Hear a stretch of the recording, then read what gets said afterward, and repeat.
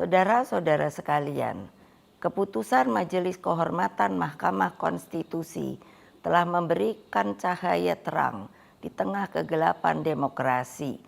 Keputusan MK tersebut menjadi bukti bahwa kekuatan moral, politik kebenaran, dan politik akal sehat tetap berdiri kokoh meski menghadapi rekayasa hukum konstitusi. Pidato Megawati disebut tunjukkan kekecewaan dan kemarahannya kepada Jokowi sekeluarga. Direktur Eksekutif Institute for Democracy and Strategic Affairs, Indo Strategik, Ahmad Khoirul Umam, menduga Ketua Umum PDIP Megawati Soekarnoputri merasa kecewa sekaligus marah kepada Presiden Joko Widodo, Jokowi, dan keluarga. Dugaan itu muncul menyusul pidato Megawati, Minggu, 12 November 2023. Dalam pidatonya, Megawati menyinggung tanda-tanda kecurangan jelang pemilu 2024.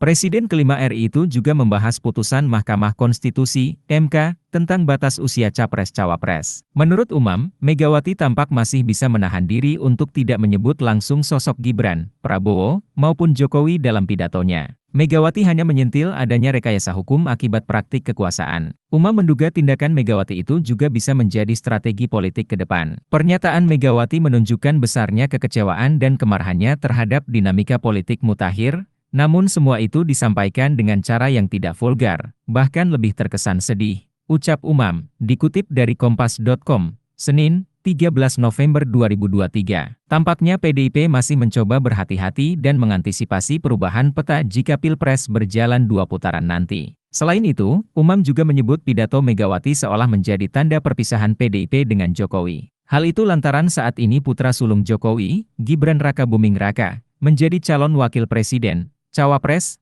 pendamping Prabowo Subianto pada Pilpres 2024. Pernyataan Megawati menunjukkan besarnya kekecewaan dan kemarahannya terhadap dinamika politik mutakhir, imbuhnya. Lebih lanjut, Umam turut menyinggung pernyataan Megawati soal sejarah kekuasaan Orde Baru. Menurut dia, Megawati seperti bermaksud menyinggung praktik kekuasaan Jokowi yang sentralistik yang terbukti dengan putusan MK yang seolah memuluskan jalan Gibran menjadi cawapres. Karena itu, statement Mega yang menyatakan saat ini sudah ada tanda-tanda kecurangan pemilu merupakan sentilan sekaligus pukulan Mega terhadap Jokowi dan keluarganya, ujarnya. Pengamat akui ada indikasi kecurangan.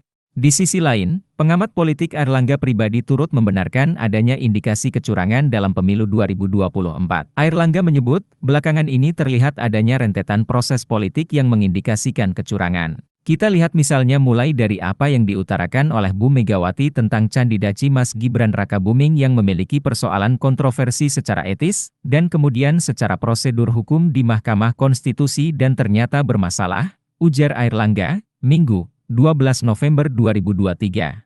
Airlangga juga melihat indikasi hukum dimanfaatkan sebagai alat kekuasaan. Terkait dengan hal itu, Airlangga menyinggung pencopotan baliho Ganjar Pranowo dan Mahfud MD. Tapi yang dikhawatirkan misalnya dari beberapa indikasi seperti pencabutan baliho dan presiden yang kemarin muncul terkait dengan konflik of interest dan penggunaan Mahkamah Konstitusi bagi kepentingan kekuasaan dan banyak lagi hal yang lain. Lanjutnya, hal tersebut, kata Airlangga, menjadi indikasi keterlibatan aparat kekuasaan jelang pemilu 2024.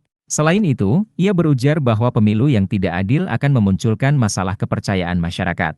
Sehingga beliau, Megawati, menekankan dalam pidatonya tentang suara hati nurani menjadi penting karena itu terhubung dengan sentimen dan keprihatinan yang muncul dari kalangan masyarakat sipil. Download Tribun X sekarang, menghadirkan lokal menjadi Indonesia.